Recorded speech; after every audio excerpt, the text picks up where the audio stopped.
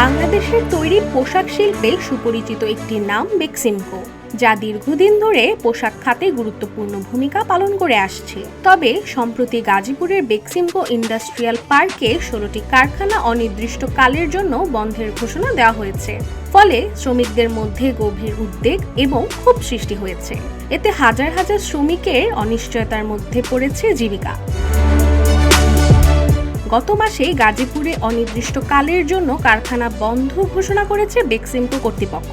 মহানগরীর সারাব এলাকার বেক্সিমকোর 16 পোশাক কারখানায় কাজ করতেন 42,000 শ্রমিক। 5 আগস্ট হাসিনা সরকারের পতন হলে গ্রেফতার হন প্রতিষ্ঠানটির মালিক সালমান এফ রহমান।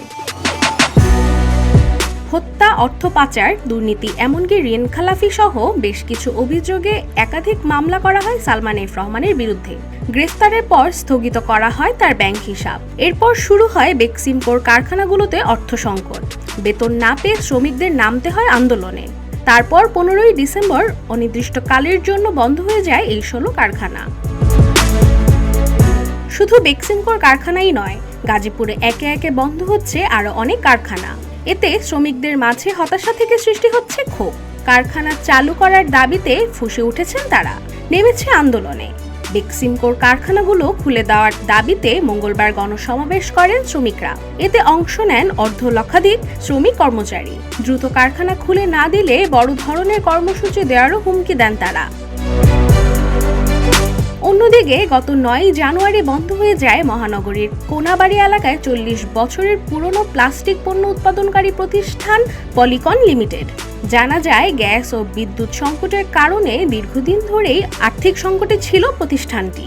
এমন অবস্থায় কারখানা বন্ধ হওয়ায় বেকার হয়ে পড়েন অনেক শ্রমিক।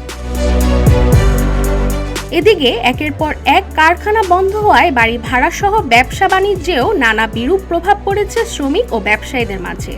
নতুন বিনিয়োগ আনা অথবা বন্ধ কারখানা চালু না করা গেলে সমস্যা তীব্র হতে পারে বলে জানিয়েছে তারা। বলেন, এখনই দৃষ্টি না দিলে আরো অনেক কারখানা বন্ধ হয়ে যেতে পারে এবং বেকারত্বের হারও বাড়তে পারে। রাশিকা হোসেন, ডেস্ক রিপোর্ট, রূপালী বাংলাদেশ।